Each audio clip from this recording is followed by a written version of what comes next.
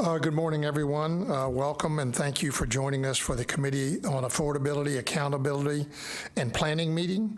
Mr. Anwar is not able to be here today, so I will be standing in as chair for this meeting. Please be advised that this meeting is being broadcast over the internet and is being recorded.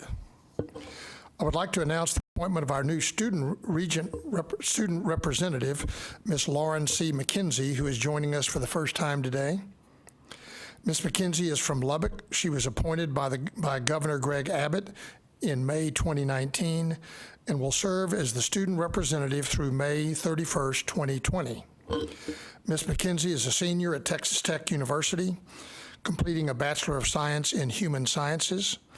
At Texas Tech, Ms. McKenzie works as an assistant to the Office of Research Development and serves as president of the Gamma Xi chapter of the Delta Gamma fraternity.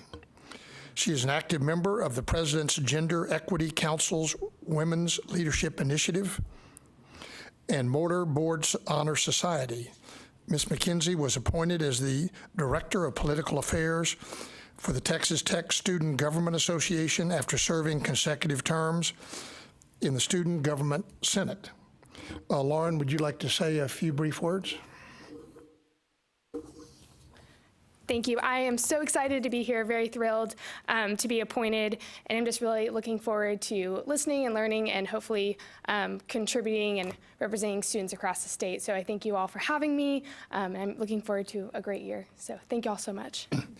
Great. Well, congratulations on your appointment to the Texas Higher Education Coordinating Board, and we certainly look forward to working with you during the next year. Agenda item 2 is consideration of approval of the minutes from the March 20th, 2019 committee meeting. Are there any questions or discussion on this item? If not, do I have a motion to approve the minutes of the meeting, please? So move. Second? Second. All in favor? Aye. Motion passes. Agenda item 3 is consideration of the approval of the consent calendar. The consent calendar includes non-controversial items that we can approve without comment or discussion. This allows us to save time for other items that we need more of our attention. The consent items are highlighted items in gray on the agenda. The following items are on the consent calendar for consideration. Agenda item 5B and agenda items 5F1 through 6 of the proposed rules. Are there any agenda items that anyone wants to move or remove from the consent calendar? If not, I'll entertain a motion to approve the consent calendar, please. Move it. Second? Second.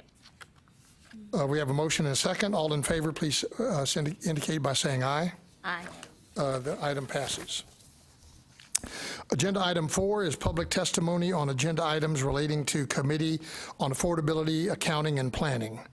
We do not have anyone registered to testify, so we will go on to the next item. Agenda item 5A is consideration of adopting the Commissioner's recommendation to the committee relating to approval of the 60x30 text progress report. Dr. Julie Eklund, Assistant Commissioner for Strategic Planning and Funding, will present an overview of the report and be available for questions. Dr. Rex Peoples, Assistant Commissioner for Academic Quality and Workforce, and Mr.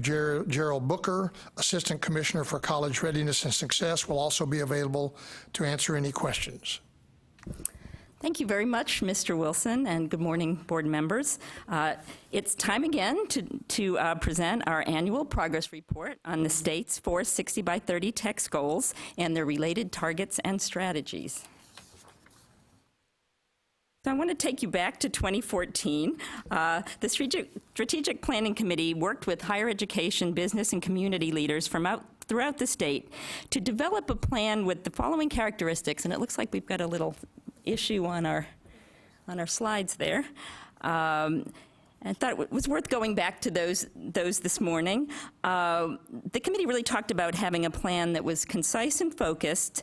At the time, they were discussing 2 to 5 goals, and as you're aware, we landed on 4 goals for the plan.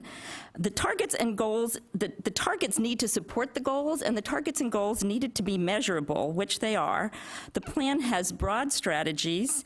It's designed to be responsive to statewide needs as well as to regional needs, and it's designed to stimulate creativity and adaptability. That's part of why the strategies are broad. So institutions and regions, various stakeholders can really think about what they can do, what they need for their areas in terms of reaching the goals of the plan. I think it's important to note that the annual progress report is an opportunity to evaluate where we are in the life of the plan and areas that may need additional attention. Legislatively, we're only required to report every other year, but we do prepare a report every year because we feel like it's important to see where we are at every year point in time. So, overall, we're making good progress towards the goals and targets of the plan, with some areas of particular achievement and others that we'll need to accelerate. So first I want to give you some takeaways, and then we'll look more closely at the data in subsequent slides. So in terms of the high notes, the 60 by 30 educated population goal showed strong growth again this year, close to the rate of improvement needed each year to reach the 20 by 30 goal. Institutions also made notable progress in reducing excess semester credit hours, and the student debt goal was successfully maintained. And I want to mention a couple of areas where we need additional acceleration. Although our completions increased across the board, growth was slower this year compared to previous years overall and for our target populations. One area that needs particular attention is the high school direct enrollment rate, which is lower now than when the plan began in 2015. Also, additional effort is needed to meet the 2020 marketable skills target. We're getting, of course, close to that time. As is typical for the board's long-term strategic plans, we're planning a 5-year comprehensive review during 2020 to make sure our goals and targets are still reflective of our current economic, policy, and demographic climate. It's always been intended that 60 by 30 THECB be a living plan, one that does not sit on a shelf, but rather is kept in the forefront and revisited regularly, as we're doing today. So now I'll provide a bit more detail about each goal and target. The 60 by 30 educated population goal is that at least 60% of Texans ages 25 to 34 will have a certificate or degree by 2030. As you can see on this graph, the 60 by 30 educated population goal increased by 1.2 percentage points from 2016 to 2017. We do have a 1-year lag in the data for this particular metric because it comes from the American Community Survey, and 2017 is the most recent data available at this time. Over the course of the plan, we'd need to achieve 1.3 percentage points annually to reach 60% by 2030. We know that progress can vary year to year on this and all of the metrics, and we know from past experience that growth is not always in a straight line. But we've heard the Commission note that there's little margin for error in terms of the plan. It's encouraging that on this overarching goal, we've been at or close to that 1.3% growth level over the last 2 years, well exceeding the average improvement that was seen over the previous 10 years. The strong improvements reflect a combination of increasing completions from within the state, as well as notable in-migration of individuals with college credentials. Maintaining the current rates of improvement will require additional efforts in higher education completions in Texas and continued support for economic development that attracts educated young adults to the state. One effort that holds promise for maintaining progress towards this goal is our work with regional K-12, higher education, and employer stakeholders to set regional and institutional targets. Regional advisory groups are also developing plans to reach these targets. The completion goal aims for at least 550,000 certificates or associate's, bachelor's, and master's degrees from Texas institutions of higher education. The completion goal increased in the most recent year to 341,000 of those credentials completed in 2018. This reflects a 2.2% increase from 2017. This progress is significant and positive. The rate of growth, however, is slower than in the previous 2 years. Growth in bachelor's degree completions was on target, but there was a significant slowdown in the growth of associate degrees. We're getting better, but not fast enough, as the commissioner is fond of saying. An almost 4% annual increase would be needed from 2015 to 2030 to hit the target of 550,000 completions. And since growth has been slower in the early years of the plan, particularly this past year, increases will need to be higher to make up ground in the subsequent years. As plan initiatives start to have greater impacts, we should expect to see some acceleration. For example, rapid scale-up of co-requisite models will enable underprepared students to enroll right away in both a credit-bearing course and an extra support, rather than remaining in developmental education and unable to earn college credits. We also need to keep an eye on enrollments and graduation rates, since improved completions are likely to be a function of increased enrollments and better graduation rates for students. Increases in graduation rates for associate and bachelor's degrees in the last 3 years have been particularly encouraging, and they are certainly an indicator of progress to come in completion. So we're pleased to see that growth, or that improvement. Like the previous slide, this graph shows the numbers of certificates, associates, bachelor's, and master's degrees completed over time, but this has the breakouts for student subpopulations that are targeted in the plan. Completions in academic year 2018 increased in every category. Completions among African American students reached about 41,500, Hispanic students almost 116,000, economically disadvantaged students about 124,000, and male students nearly 144,000. The rates of increases, however, were slower this year. The slowdown was most pronounced for economically disadvantaged students, whose degree completions increased by less than 1% compared with nearly 4% last year. This change was largely driven by associate degrees, where the number of economically disadvantaged students completing fell by 1%. We're planning additional analysis to explore reasons for this change.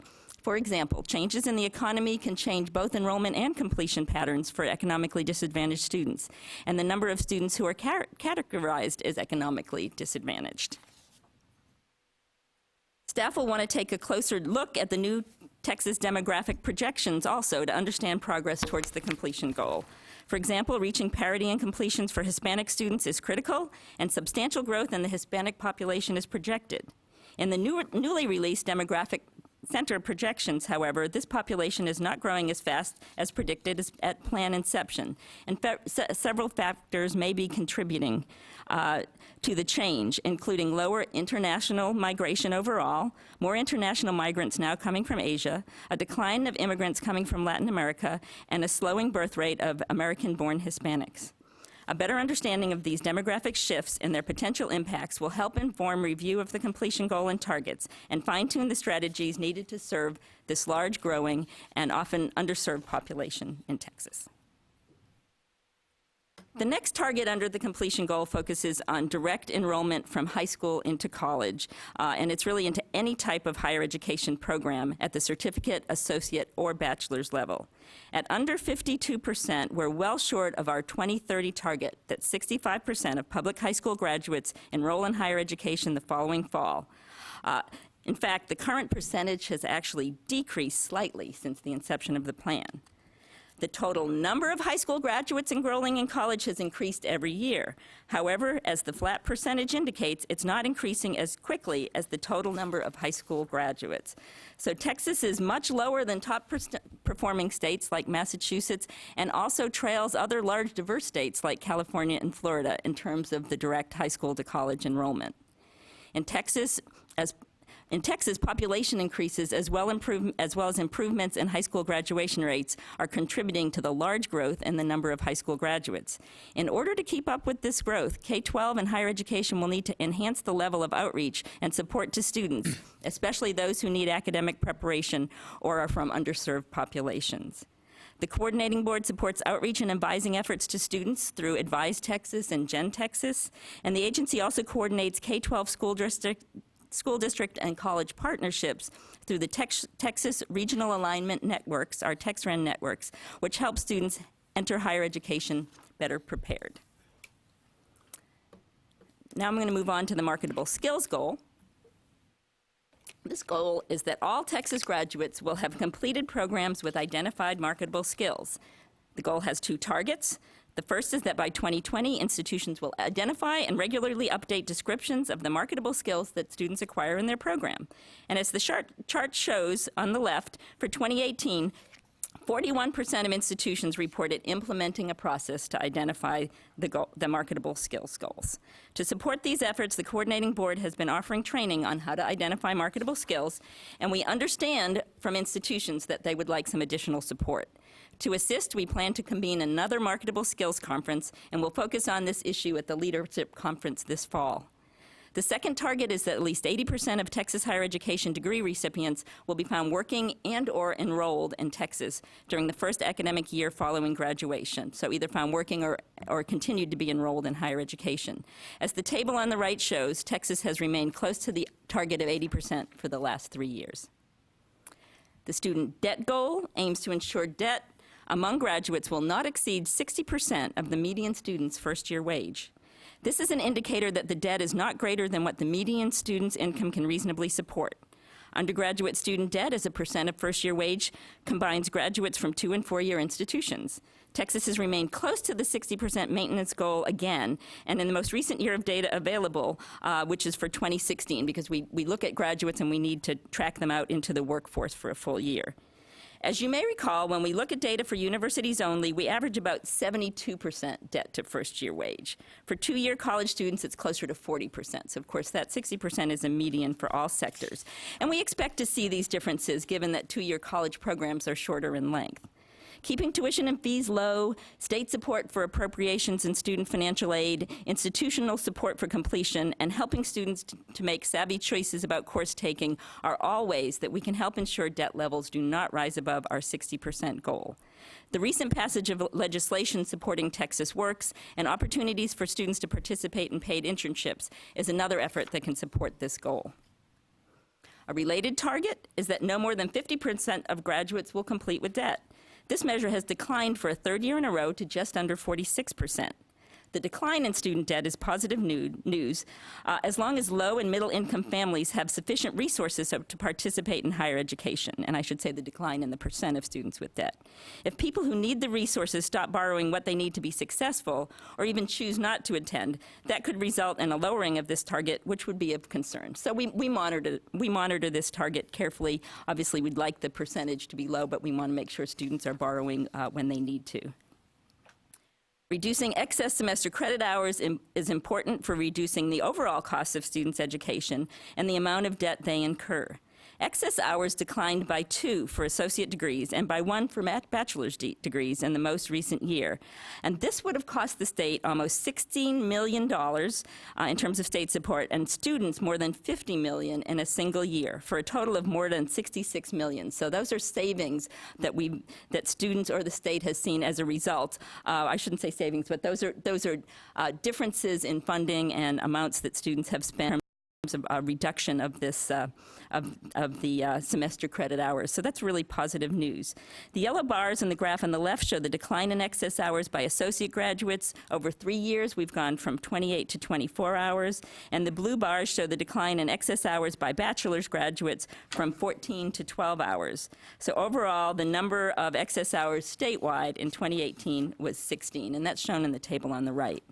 Reaching the 2030 target of 3 hours is likely to require continued expansion of current efforts to promote timely completion, improvements to course scheduling and availability, and efforts to make course credits transferable across institutions and applicable to majors, such as in the field of study curricula and new transfer legislation in Senate Bill 25. And John Wyatt is going to provide more information about that legislation in a few minutes. On the next 3 slides, we've summarized the progress on the goals, targets, and initiatives that we've shared with you this morning. Regarding the goals and targets, what you can see on the chart are the 3 most recent years of data, along with the annual growth needed throughout the life of the plan. It can be a helpful tool to get a feel for our progress in the most recent year, but we also like to focus on the 5-year benchmark numbers, which give us a good way to assess our projects sort of longer term. The bright spots, as I mentioned, are progress on the 60 by 30 educated population goal and the student debt goals. We're on track to meet we're close or on track to meet our 2020 benchmarks. We've made steady progress towards the completion goal for underrepresented student groups, but we have more work to do to reach the desired level, especially for high school to college enrollment. we're optimistic that recent legislation to bolster public school finance and changes in the K-12 accountability system to focus on college going can help kickstart those improvements. And finally, the last two slides, we've got a summary of the efforts designed to help with progress towards the goals that we've presented through the presentation. We've organized it around 4 priority strategies which are identified in the plan. 2 strategies are on this slide. One is efforts to improve academic preparation for students to enter and complete higher education, and also efforts to promote college enrollment and completion to students and parents prior to high school graduation. We have several programs that fall into this category. Our co-requisite models, working with K-12 school districts through our regional alignment networks, and outreach to high school students and their parents, including Advise Texas, Gen Texas, the Are You Ready campaign, and improvements to the College for All Texans website. And finally, 2 other priority strategies are on this slide. One is supporting the completion pipeline by providing access to multiple post-secondary options through transfer and applicability of courses to major via the development of field of study course sequences. And the second strategy is mobilizing education and workforce stakeholders to achieve the plan goals. Work on this includes convening groups of regional stakeholders, as I mentioned earlier. These efforts span academic planning and policy. So Jarrell Booker, I believe, and Rex Peebles are here with us and might be happy to address any questions. And I did also want to take a minute to thank the staff for their work on this report.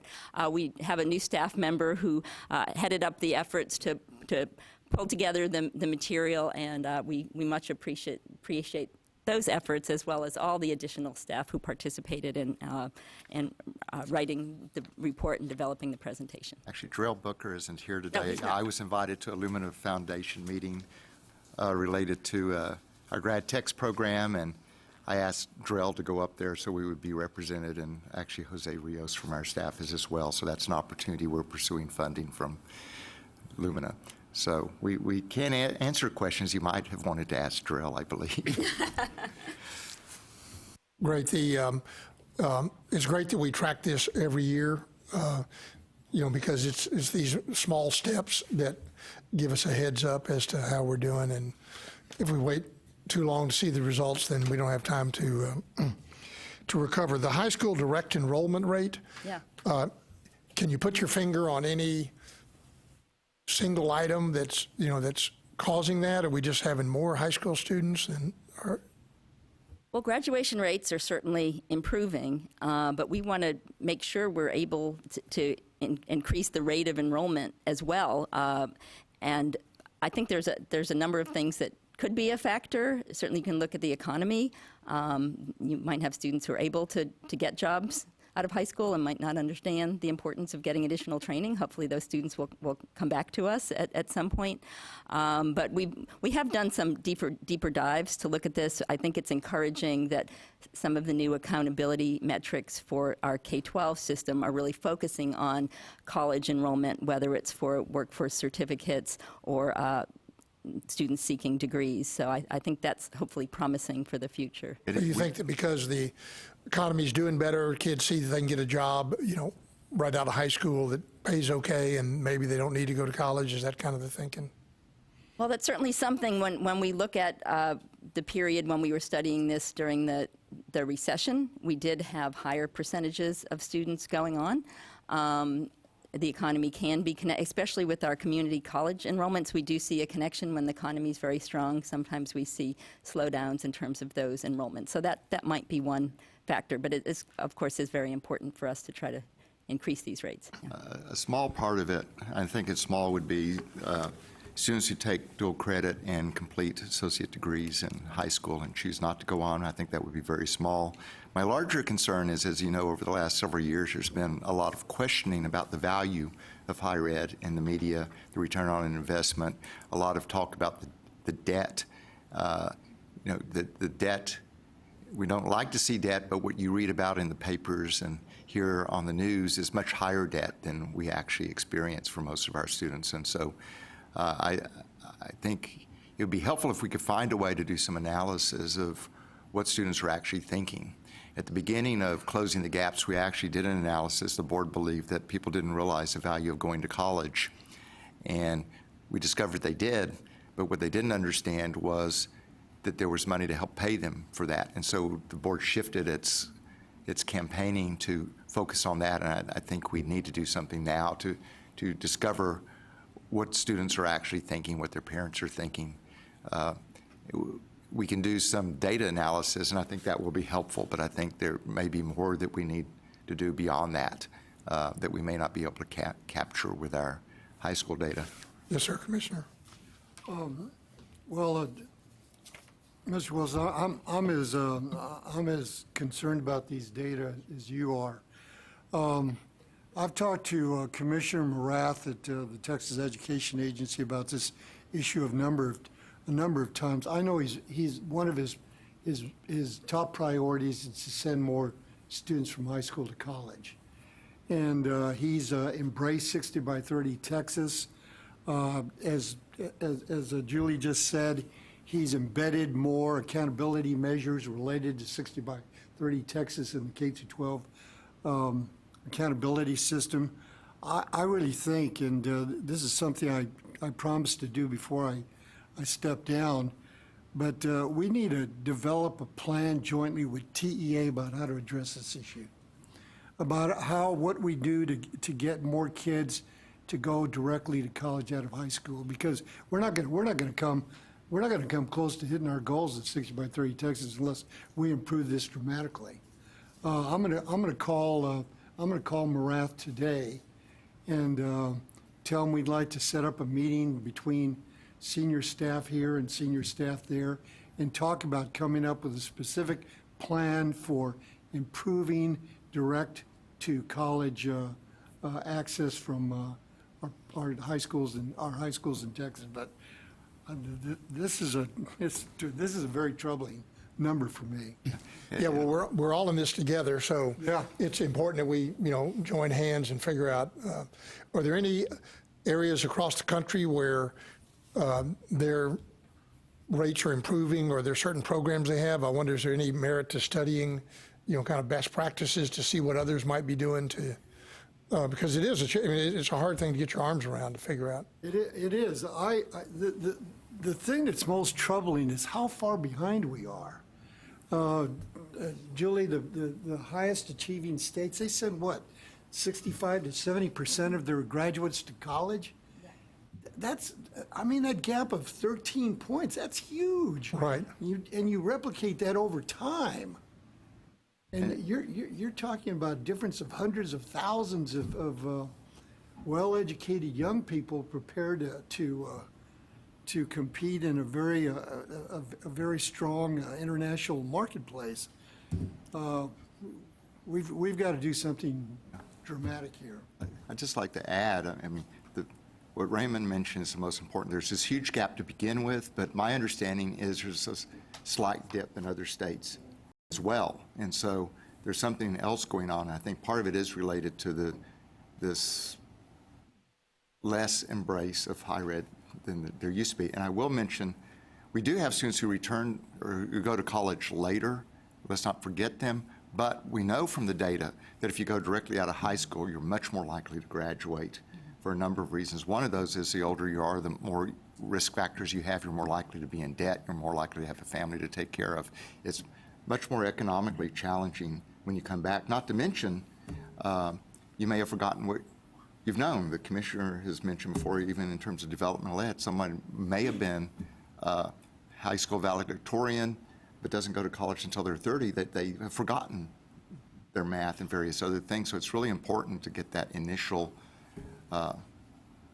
direct to college there. But I do think we have looked at what some other states are doing, but I think the main thing is what the commissioners mentioned, and he had asked that we set up a meeting, our external relations has set up a meeting with TA to actually brief us on what's happening with them coming out of the session related to funding, and that's a beginning part of the conversation that Raymond had suggested. We need to get Commissioner Morath directly involved.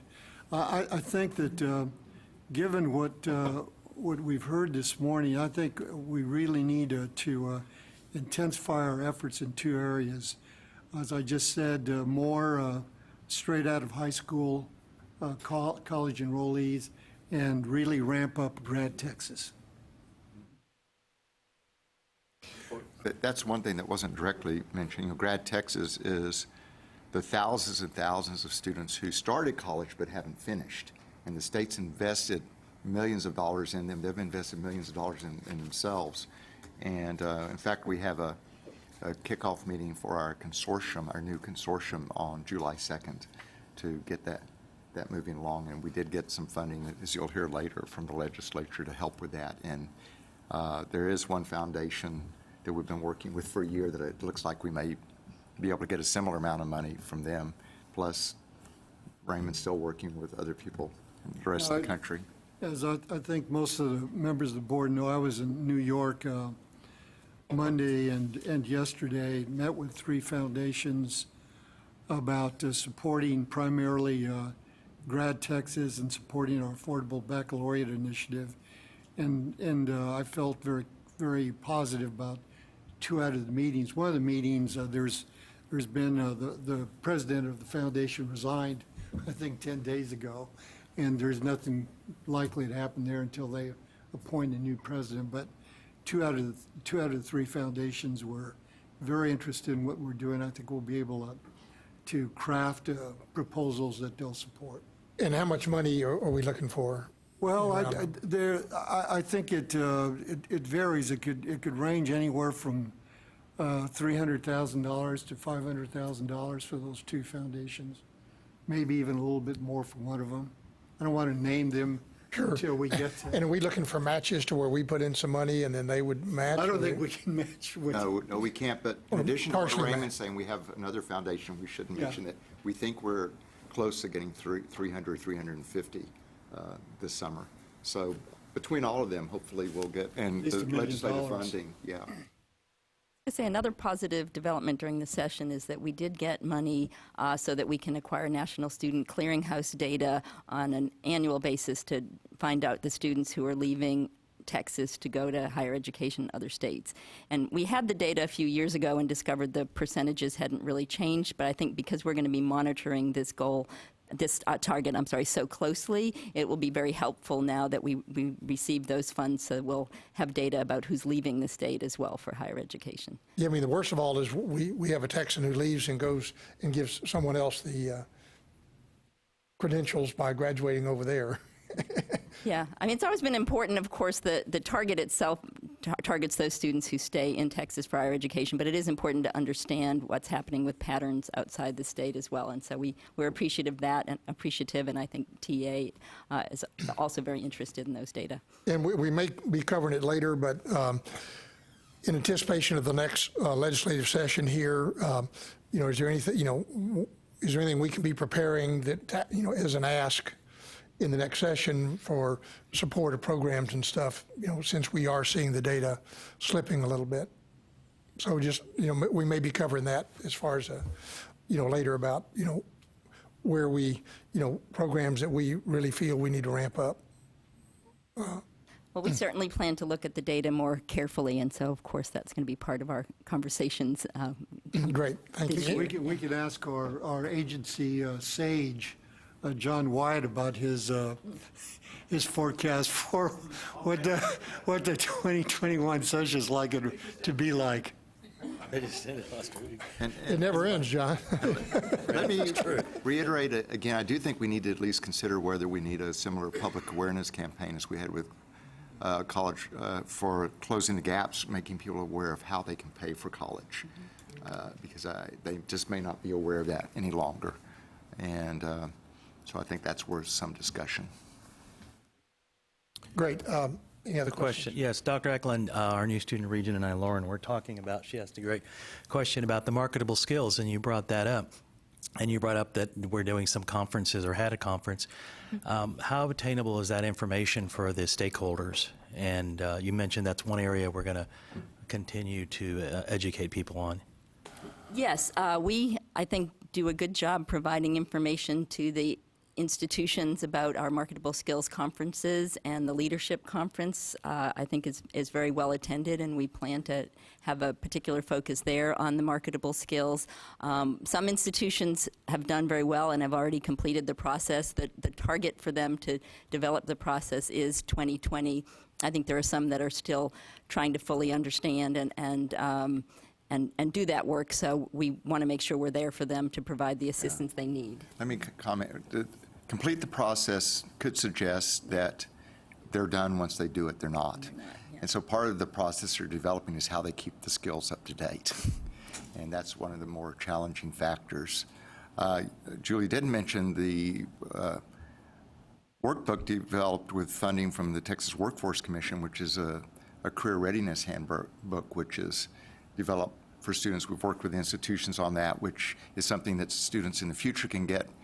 We're hoping to make it available through Apply Texas. When they apply, they automatically get this, which is really a workbook for them to point out and help them chart their own marketable skill, which will happen in the programs, but some of it will happen in some of the student activities, such as our student regent participates in. Some of it may come out of working at Target, but for them to catalog these as they go along and help educate them. It's not directly marketable skills, but our major policy issue in July will focus on how you identify critical fields, which is a little different topic, but the Texas Workforce Commission will be there, and we think probably Upscale Houston, who keeps tabs on that. We actually also will be working with Van Davis, who you saw at a previous meeting, as an outside consultant to bring together industry and institutions for 2 meetings, one in the fall, one in early spring, to have institutions and industry talking together and with some national people to figure out how we develop a continuing relationship between institutions and industry to keep programs up to date, to let people know there may be things. Part of it is even instruction. That in political science, you might learn, if you use Excel, they're actually developing a marketable skill, but you're not really teaching Excel, you're teaching some area in political science, but a tool that you develop there is a beginning of something that many companies still hope to have. So we're really ratcheting this up in the next 6 months. Great. Any other questions? All right. If not, no further discussion. Do I have a motion to consider adopting the Commissioner's recommendation to the committee relating to approval of 60 by 30 text progress report, please? Make a motion. Do I have a second? All in favor? Aye. The motion carries. Thank you. That's very informative. Let's, it's a big challenge, but we can do it if we need to. Item 5B is on the consent calendar. Item 5C is a report on facilities projects that were submitted to the coordinating board. Dr. Julie Eklund, Assistant Commissioner for Strategic Planning and Funding, will be available to answer questions. This item is for information only.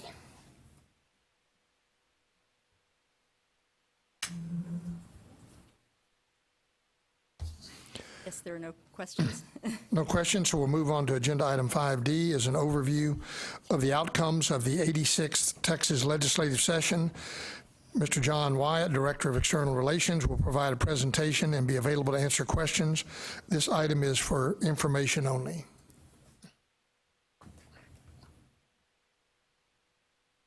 Good morning. I'm going to present an overview of the outcomes of the 86th Texas legislature. So I'll say right off the bat, easily the most positive outcome was the unanimous confirmation of Donna Williams and Welcome Wilson Jr. as members of this board. So we're very pleased that went smoothly. So no hiccups there. During the session, we did have, the legislative session ended on the 27th. During that session, we tracked and analyzed about 522 bills. Of those, 101 were ultimately signed into law. Those included bills impacting higher education generally, but also bills that impact state agency operations, such as HR processes, IT, et cetera. And we are pretty confident that we're not going to see a special session during this interim. In terms of some of the specific outcomes impacting the board, higher education in the budget saw a pretty substantial increase, about $904 million, or a 7% increase in general revenue. As you may know, general revenue is that part of the budget funded through state tax dollars. So it's the part over which the legislature has the most direct control. It does not include, for example, federal funding. But within that GR increase, the coordinating board saw a $237 million increase, about a 17% increase in our budget. And within that amount, the legislature funded 7 of our 15 exceptional item requests at a total of $140 million. So within those exceptional item requests, we saw a couple of budgetary wins relatively early in the session. The board had requested a $60 million increase to the GME expansion grants. That was the amount we estimated was necessary to maintain the 1.1 to 1 ratio of medical first-year residency positions to medical school graduates. That includes the additional residencies that will be necessary as a result of UT Dell, UT RGV, and Incarnate Word coming online. It does not include the recently approved medical degree programs at Houston, UNT, and Sam Houston. They have not begun enrolling, so they will not produce graduates in the coming biennium. We also saw an $80 million increase for Texas Grant. That is the amount that will continue to serve 70% of the initially enrolling students that are eligible for Texas Grant at a $5,000 target award. So really, this kind of maintains the status quo in terms of the percentage of students that Texas Grant is serving. Now, we had requested a slightly higher number than this because we had requested an increase in the target award amount. So we had proposed a 2.5% increase each year of the biennium in that $5,000 target award amount, recognizing that institutions have not seen an increase in that target award in several years. The legislature decided not to fund that, but to simply fund the 70% at the $5,000 target award. These are our additional exceptional item requests that were funded. A couple I'll point out, $520,000 and an FTE for our IT application portfolio modernization. This was identified by our IT department as a critical way of updating our IT infrastructure so that we can be more efficient, so that we can have greater security, and so that ultimately we can lower the operating costs of our IT. We also received $250,000 for an open educational resource repository. Last session, we were funded for open education resource grants. These are grants that we make to faculty members to develop these OER materials, which are free instructional materials that will help reduce the cost to students of textbooks and other instructional materials. So those grants are out there now, and these materials are being developed. This repository will allow the state to have one central place where faculty can submit their OER materials, and then other faculty can then make use of them and assign them out to their students. So hopefully this repository will make those materials much more widely available at Texas institutions and bring down the cost of books for students. There were a couple of other increases in our budget to be aware of. The legislature increased the commissioner's salary to the maximum amount that is allowable within the position's salary range. Our chairman and vice chairman identified this as a critical item for ensuring that we have the highest quality applicants available for the position, so that the salary would draw for a national pool. That includes about $175,000 increase in general revenue. So we had actually only requested additional loan funding, or additional funding from the loan program for this, but the legislature gave us additional general revenue, which I think shows their investment in this. We also received an increase in the Texas Armed Services Scholarship.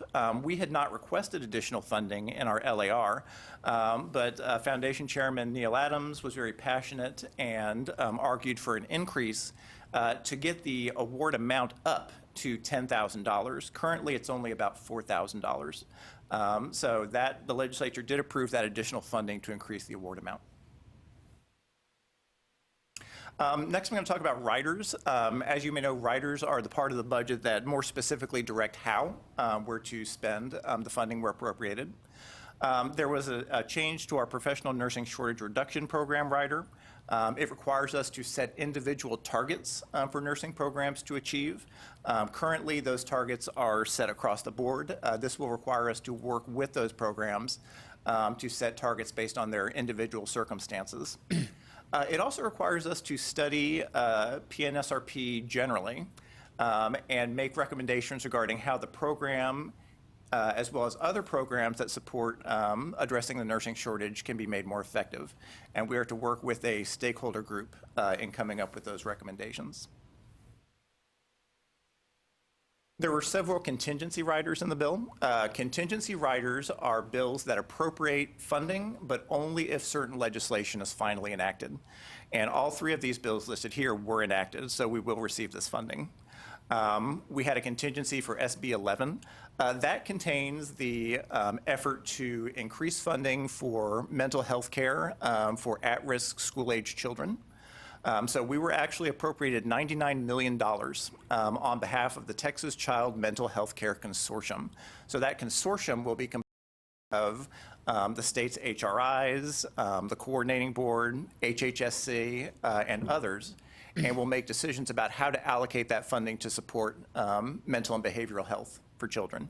The coordinating board is to act as a pass-through. So we were appropriated the funds. The consortium will tell us how to direct them, and we will send that money out.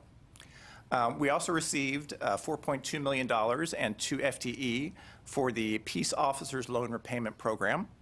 So this is a new loan repayment program at the coordinating board that eligible law enforcement officers will be able to apply for. And actually, I have to give credit to Chad Pulse, who worked very closely with the bill authors to make sure that this program would be administratively efficient. And finally, we also received about $5 million for the Physician Education Loan Repayment Program. That was to increase the annual award amount under that program by $5,000. There were a couple of riders in the TEA budget to be aware of. They were appropriated $320,000 per year for interstate educational compacts, including the Southern Regional Education Board. And the importance for higher education is that SREB membership is what allows us to participate in NC SARA. That is the initiative that allows Texas institutions to offer their distance education programs in other states without having to go through those other states' regulatory process, and vice versa. It also will assure our continued participation in the academic common market, which allows Texas students to pay in-state tuition for out-of-state programs that are not offered in Texas. And then there was an open educational resources grant in the TEA budget. The rider requires that program to prioritize courses commonly offered for dual credit. It also requires them to collaborate with the Commissioner of Higher Education to ensure that those materials meet college standards of rigor. In terms of formula funding, there was an across-the-board increase of about $915 million over last time. I'll just point out a couple here that particularly in terms of outcomes-based funding, the legislature made significant investments. They increased the student success point funding from $172 to just shy of $215 per point, which was our recommendation. And then they increased the Texas State Technical College return value percentage from 27% to 36%, which was beyond what this board had recommended for funding. There were a couple of non-formula items that were included that you should also be aware of. $17 million was appropriated to Texas Tech for veterinary medicine. The rider requires that that funding be used for curriculum design, faculty recruitment, and other processes to attain accreditation. There was also $20 million appropriated to Texas Tech Health Science Center for their School of Dental Medicine. And likewise, that is required to be used for curriculum design, faculty recruitment, and other processes to attain accreditation. Now, both of those degree proposals are currently at the coordinating board, and I believe are currently being reviewed by staff. So the board will ultimately have to approve the DVM and the Doctorate of Dental Medicine. There was also $20 million included to the University of Houston for their College of Medicine, which is the medical degree that you approved in the fall. In terms of policy, the legislature had passed legislation relevant to many of the board's policy recommendations, including 3 of the 4 Category 1 recommendations that were your highest priority. SB 25 was the legislation to enact several changes to improve student transfer, to make transfer more efficient, and to ensure that courses that transfer are more likely to count toward a major. It includes requirements that institutions report on courses that do not transfer and apply toward the major and explain why. There are requirements regarding the filing of a degree plan and student advisement earlier in the process to ensure that students know what courses to take that are likely to transfer. It allows dual credit courses in our fields of study and programs of study to be formula funded. And then it also charges the coordinating board to convene an advisory committee during this interim of 2-year and 4-year institutions. And that advisory committee is to look at the core curriculum and determine whether and how the core curriculum could be modified to include meta-major curricula. So essentially, this would allow students to take core courses within a meta-major that they know are then going to count toward the degrees within that meta-major. So basically providing them early on some direction on what courses are going to lead toward their ultimate degree. Oh, and I also want to say on SB 25, the staff did an incredible job supporting the legislature and helping direct this legislation. There was a work group of 2-year and 4-year institution representatives and the coordinating board that worked on this. David Gardner, Rex Peebles, Jenna Cullinahage, and Lizette Montiel were very involved in those negotiations and making sure that the ultimate outcome reflected what was in the best interest of students. The next one is probably our biggest roller coaster from the session, which was Texas Works. As you know, this was your recommendation to create a paid internship program at the coordinating board by consolidating the current off-campus requirement for Texas College Work Study. This bill passed both chambers and then died due to a deadline in the House, and then was resuscitated as an amendment to another piece of legislation, and ultimately passed on the last day that the legislature could consider legislation. And the governor signed it, so this is a done deal.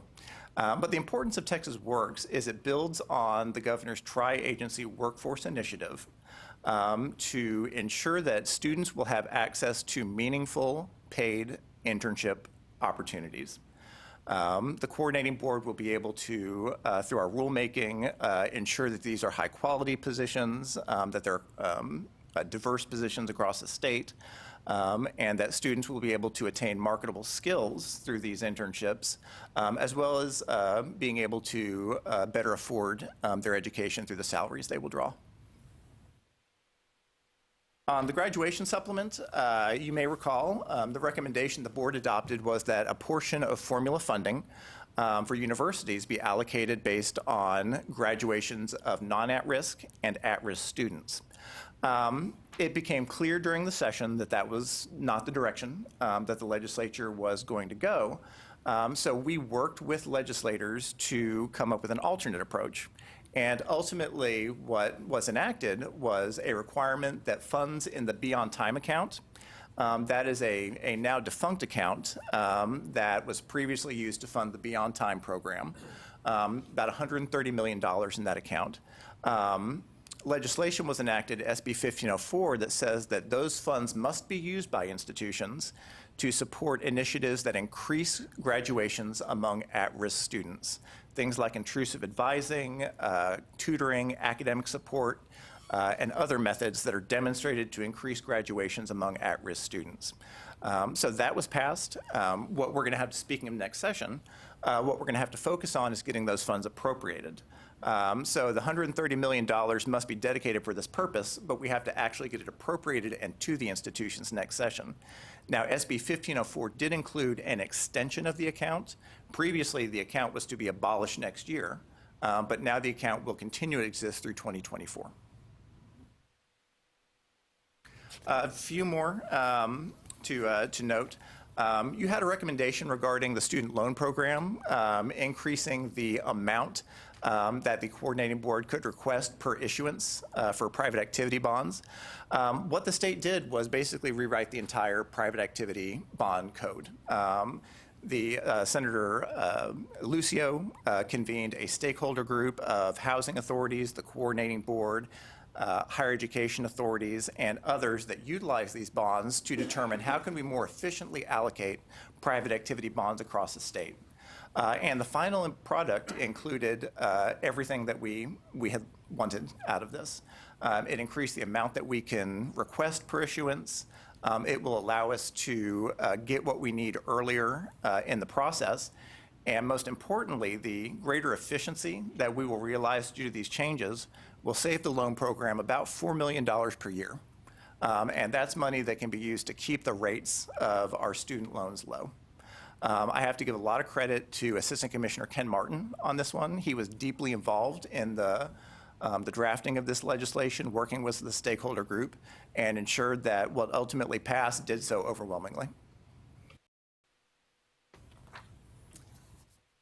And a couple of additional recommendations. You had a recommendation on filing a degree plan, specifically that dual credit students be required to file a degree plan at 30 semester credit hours. The idea was that to ensure that dual credit students are taking courses that are going to lead toward a degree instead of simply accumulating dual credit for its own sake. What ultimately was enacted was a requirement that dual credit students file a degree plan no later than the second semester after they complete 15 semester credit hours. So somewhere between that 15 and probably 30 semester credit hours is where they're going to have to file a degree plan. Additional university students now have to file a degree plan at 30 hours instead of 45. So university students will have to file a degree plan earlier to ensure they're on a path toward a degree. And there were a couple of unnecessary reports that we had identified through a negotiated rulemaking process that were repealed. There were recommendations that you had adopted that were not ultimately passed. Your recommendation to give the board authority to review and approve new off-campus locations. A requirement that the SAO report allegations of waste, fraud, and abuse at institutions to us. A recommendation to allow undergraduate success to be included in consideration of doctoral programs, modifications to the Texas Grant and TEOG programs, and then a recommendation that institutions use a common electronic format for the TREC system. One of the decisions that will have to be made during this interim by the board is which of these do we want to bring back next session in either their current form or make alterations. And then the last thing I'll say is that this was a team effort during this session. The coordinating board, external relations monitoring and coordinated the analysis of 522 bills, but that included the work of dozens of individuals across the agency, representing thousands of man-hours of work, doing bill analysis, recommending how bills could be improved, estimating fiscal impacts of bills, preparing and delivering testimony to the legislature, and other efforts in support of the session. And I want to express my thanks, as well as Deputy Commissioner Battle's thanks, to the entire staff here at the agency for everything they did to support our efforts during the session. And I also want to thank my team, Lizette Montiel, Kelly Carper-Polden, and Armando Martinez for the many hours and the hard work that they put into supporting the legislature this session. And I am happy to answer any questions. Well, and I want to thank your entire team for the reporting along the way, and there's a lot of analysis, a lot of balls in the air. So your team really did a good job of tracking all of those and kind of keeping us all abreast on how things were going. Is there anything of the items that were not considered or did not make it? Any one that we need to, be mindful of, for the next session? I'll certainly welcome the commissioner's input on this, but one thing I will say is we've got a problem with Texas Grant and TEOG in terms of any modifications that we want to make to those financial aid programs. And the problem is that those bills would have been subject to an amendment that would state that undocumented students could not participate in those financial aid programs. And the reason why the bill sponsors ultimately withdrew those bills was because they knew that that amendment was going to come and was going to be successful. So I think the challenge that the legislature has is I don't think there's a lot of will to exclude undocumented students from those programs, but it's a very contentious issue that they don't particularly want to have a public fight about. In the TREC system requirement, what was the rationale behind? That was just a timing issue. Ultimately, the bill, it had to go through House Public Education, which was a little busy this session. They had a few things going on, so ultimately it just didn't make it by a deadline. Got it. Well, I mean, it seemed like we had a very successful session, and congratulations again to your entire team for coordinating all that. And I know how many man hours it takes to get involved and dig in and attend committee meetings and participate in. I mean, none of this happens without a lot of effort. So, congratulations. Thank you. Any other comments or questions? Yeah, anyway, very successful session. It's just amazing how much you achieved. You did great work. Just some questions so what courses are not offered in Texas that are offered outside of Texas that would qualify for in-state tuition? So this is the Academic Common Market, which is organized through SREB. So it's programs that are offered in other states that are not offered at any Texas institution. I don't have an example offhand, but it is a relatively small number of programs. Yeah, you would think that Texas would offer everything. Okay, so for Texas Works, the paid internship, centralized internship program, so who is that does that fall on the coordinating board to go solicit paid internships? So what is our role, or how do we advertise that important initiative? Well, that is something that is being figured out now. So we will have to adopt rules for the administration of Texas Works, but what the legislation allows us to do is we would have to advertise to employers about this opportunity. That is the coordinating board. The coordinating board, yes. And then we would work with the employer to determine what are the conditions of employment, what are the specific skills that would be demonstrated through this employment. So we would have requirements on the employer, and then we would also work with institutions to make sure that students were aware of these opportunities. And what area in the coordinating board, who would do that? Jarrell Booker and CRS is going to oversee Texas Works. Okay, and then final question, what happened, this idea that you can consider, undergraduate success, right, in evaluating PhD programs, was that just not ever proposed, or was there opposition? The legislation was filed. There was opposition from the institutions. There was concern that, so you may recall that it was in our sunset bill back in, I think it was 2015, that this was put into statute that said we could not consider undergraduate success in doctoral programs. I think the argument that institutions made was that undergraduate success was not particularly relevant to the doctoral field, particularly if you're looking at undergraduate success broadly, as opposed to within a specific discipline. There was some back and forth about whether you could even look at graduation rates within disciplines. So it was really, I think, university resistance that ultimately led to that legislation not passing. Let me comment about that, since this was my idea, and I feel very strongly about it. It is nonsense to argue that developing graduate programs, particularly at the doctoral level, doesn't have a significant impact on undergraduate education. Faculty who teach in graduate programs typically give less attention, as a rule, to undergraduate education. This is a point that was was pounded into my head by David Gardner, who keeps reminding me that 90%, is it still 90%, of students in higher education are undergraduates, and consequently that should be our first priority. If you teach if you teach at the graduate level, it's often the case that your teaching load is less than if you teach at the undergraduate level. Graduate programs detract from the attention that you give to undergraduate students. And we have very few universities in Texas that have completion rates and have the kind of results we want in undergraduate education that would justify them expanding into doctoral education. I've seen it over and over in institutions all over the country.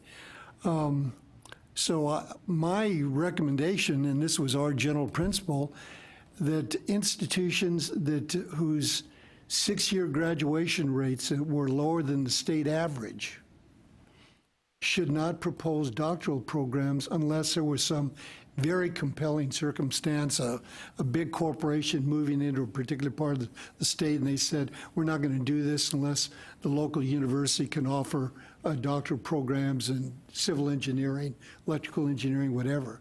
We never proposed a blanket exclusion or blanket prohibition. We simply, the message we wanted to send is our first priority in Texas higher education has to be undergraduate education.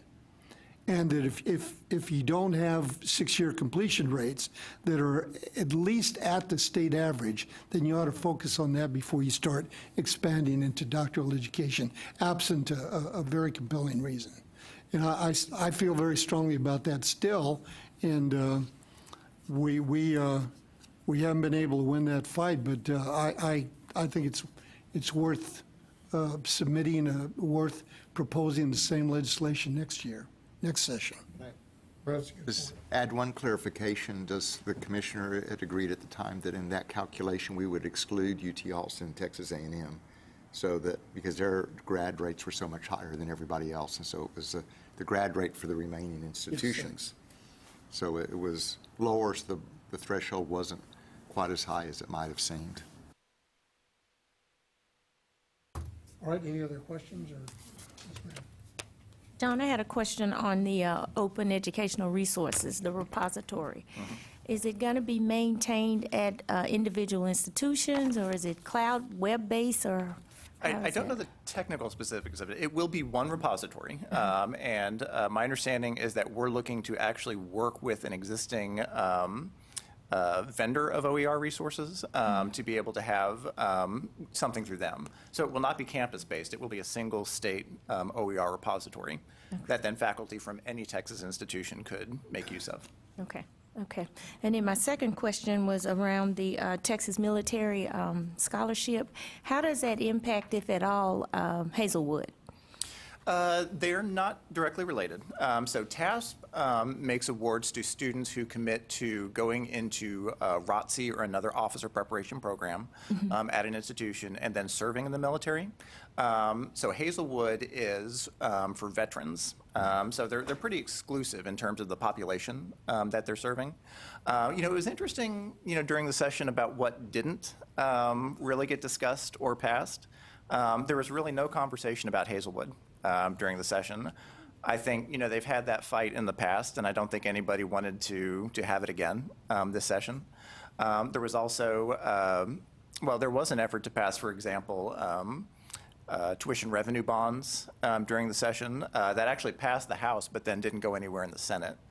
So in the interest of time, I tried to keep this to what did pass, but it's just as interesting to look at what didn't pass during the session. All right, thank you. You're welcome.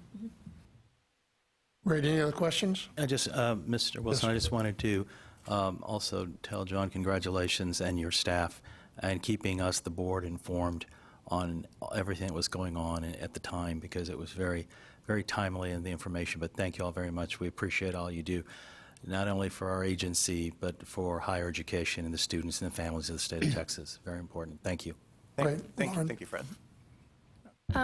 As far as OER, was the grants to individual faculty in using OER also expanded, or was it just the repository? So it's a good question. We had actually requested an increase in the grant, but we did not get that. But the grant was maintained at the current funding level, which I believe is $200,000. So the only increase we saw was specifically for the repository.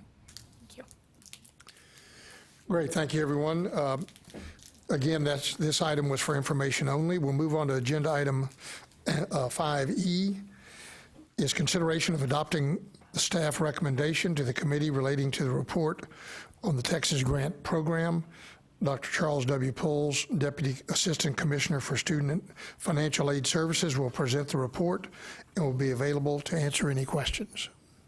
Thank you very much. The Texas Grant Report is a statutorily required report that we do on an annual basis regarding the operation of the program. And before I highlight some key observations, I just want to give a quick, brief synopsis of the Texas Grant Program. The program is our signature grant program, and it's focused on financially needy, academically prepared students who are attending our four-year universities. And its focus is on ensuring that their tuition and fees are covered. So any student who receives a Texas grant will receive a combination of Texas grant, other grants, scholarships, exemptions to ensure that their tuition and fees are covered. The report looks at the demographics of Texas grant recipients, looking at things like income levels, race, ethnicity, et cetera. And in looking back across the years, the Texas grants for fiscal year 2018, the demographic breakdown continued to be relatively the same as prior years, which is a good thing because it shows that it's continuing to go towards those financially needy students. Two items that I do want to highlight are the priority model, or the first one is the priority model. The priority model was created based on the idea that prioritizing grants to students who are better academically prepared and who are more likely to graduate would improve the return on the state's investment. And so on the screen are 4 criteria that represent greater college preparedness: advanced coursework, Texas Success Initiative, academic performance, and advanced mathematics. And the way the priority model works is that students who demonstrate at least 2 of the 4 criteria are prioritized for Texas grant funding. So thinking back to what John was mentioning, we're only able to fund about 70% of eligible students for first-year awards, and so students who meet at least 2 of these 4 criteria are given priority for funding. At the bottom of the chart on the screen, it shows that in both retention and in four-year graduation rates, priority model students are 14 percentage points higher than the other students that are receiving Texas grants through the program. So the priority model definitely seems to be guiding funds towards those who are most likely to succeed. I also wanted to highlight the enrollment pathways. There are 4 pathways to enter into the Texas Grant Program: the high school pathway, 2 transfer pathways, and the military pathway. We paid particular attention to the pathways for this legislative session, specifically because with the TEOG pathway for students who had received a TEOG and had already met certain academic performance indicators, that pathway was relatively new. And this is the first legislative session where we've actually had historical data to look at to see how students are entering into the program through that pathway. So we really dug into the transfer data. Now, one of the things before I go on to the next slide that I want to mention is that on the next slide, you won't see anything about the military pathway, and that's because less than 5 individuals in fiscal year 2018 received funding through the military pathway. But I wouldn't say that that's a concern because those individuals have such robust offerings through other financial aid programs, through federal veterans education benefits, through the Hazelwood program. So their needs are really being met through those programs, and thus not many need funding through the Texas Grant Program. But for my last slide, I want to show you 2 pie charts. And on the left side, you see all of the students who have demonstrated eligibility for Texas grant funding. And in this, you'll see that over a third of all students that are eligible for the program are eligible through one of the two transfer pathways. They either received an associate's degree and are going on to four-year education, or they received the Texas Educational Opportunity Grant and are now going on to four-year education. On the right-hand side, you'll see all of the Texas grant recipients in fiscal year 2018. And here you'll see that less than 10% of the students who received funding did so by demonstrating eligibility through the transfer pathways. So one of the things that we've been doing as an agency is working with the institutions to identify the reasons for the significant difference between the percentage that are eligible through the transfer pathways and the students that are receiving funding based on the transfer pathways. They've helped us identify how two items, both the priority model and the priority deadline application, or priority application deadline, how those are written in ways that require the institutions to give preference to high school students over the transfer pathways. And so one of the things we've been doing is looking at some initial steps in order to provide institutions with greater flexibility for how they use the funding in the program. We've looked at things like eliminating the reallocation process, and what that does is it allows institutions to be able to use their funding throughout the fiscal year rather than having to return funding to us partway through the year. We also are now allowing institutions to carry forward funds from the first year of the biennium to the second year of the biennium. And we're allowing institutions to make summer grants to institutions, or to individuals. And our hope is that this flexibility is going to help institutions be able to provide greater support to transfer students. Also something to note is that the Urban Institute has identified Texas as one of two states where it is going to be studying and analyzing both the financial aid policies and the data that's available about financial aid in order to help identify any opportunities that there might be for improvement within our financial aid programs. So that provides you kind of a broad-based picture of the report, and I'm happy to answer any questions that you might have. Go ahead. So the difference between the percent of eligibility and the recipients, is that just qualification? That's the institutions, the Texas Grant Program is a decentralized program, meaning we give block grants to institutions, and they determine who the funds are going to be awarded to.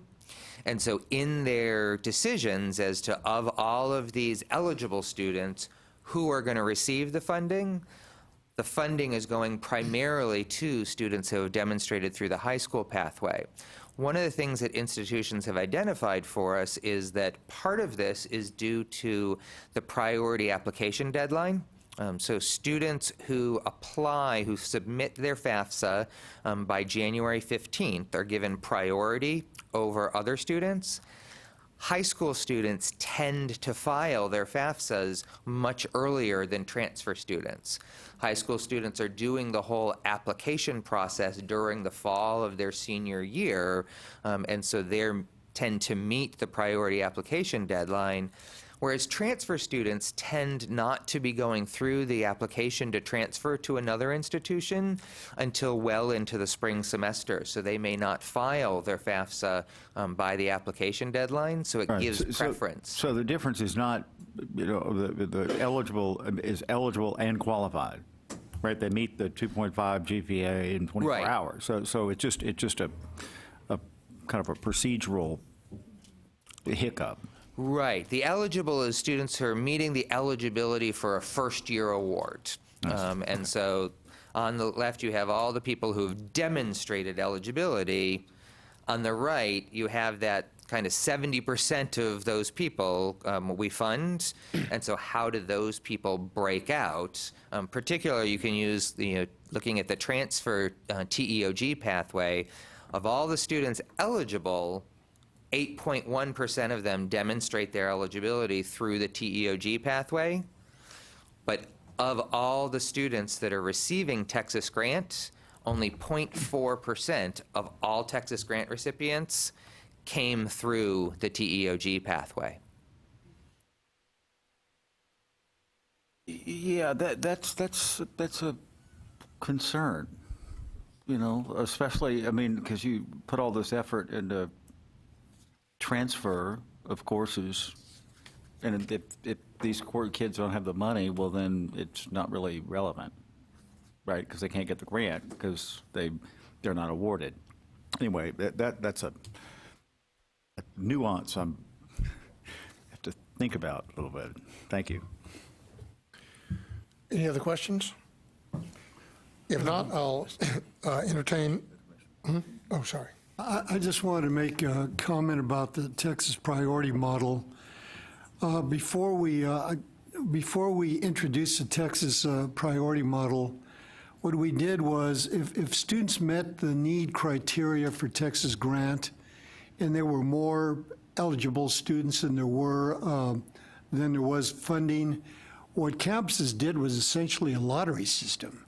They said it was first come, first served, and we made a conscious decision that students who had the same levels of poverty but had very different levels of academic achievement ought to be recognized for that. In other words, hard work ought to count for something.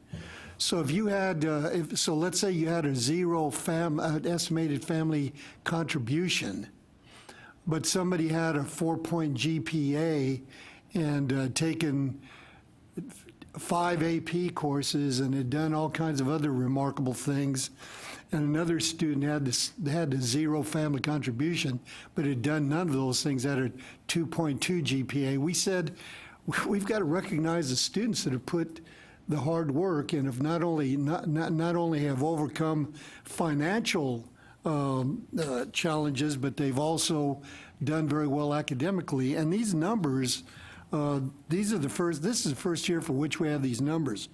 But for a 14% difference between students who meet the priority model criteria and those who only have basic eligibility, that's extraordinary. And then if you look at the 4-year graduation rate, and once again, this is first year, that's a gap of 14 points. Down the road, that will make a huge difference in terms of getting poor students through college and into the workplace. No, you're right. I mean, that's a big, I mean, it just really shows that the suggestion works. Yeah, no, and we're one of the few states that, most states have either a need plus, a need-based financial aid system. In other words, the only qualification is being poor. Others have a merit-based system where you're allocated financial aid on the basis of your academic achievement. We have a need plus merit system. We take into account both factors, and these numbers, if they hold up over time, they'll make a huge difference. Right. Yes, ma'am. Going back to the transfer, do you think, apart from the timing issue, there's any possible issues of maybe a lack of advising or access to information for transfer students to apply early and meet those time deadlines, or do you think there's any other contributing factors for that discrepancy? The feedback that I heard from institutions was less about a lack of advising and more about the fact that the whole transfer system is really structured on a different timing. The transfer applications, admission process, et cetera, at institutions is really a spring activity. And so that's a piece that we're looking at as kind of the challenge that comes of having the priority application deadline, which really has been set kind of thinking about high school pathway and how it now has this impact on the transfer pathway. So that's a piece that we're looking at is how those things interact, both in relation to the priority model and the priority application deadline. And so that's a piece that we're really trying to get into. Great. Thank you, everyone. If there's no further discussion, do I have a motion adopting the staff recommendation to the committee relating to the report on the Texas Grant Program, please? Have a second? Second. All those in favor? Aye. Opposed? Motion carries. Next agenda items 5F 1 through 6 of the proposed rules are on the consent calendar. Next item is agenda item 6 is adjournment. Following adjournment, we will take a brief 5-minute break to allow staff to set up for the cause meeting. Do I have a motion to adjourn? Second? All those in favor? Aye. We're adjourned. Thank you, everybody.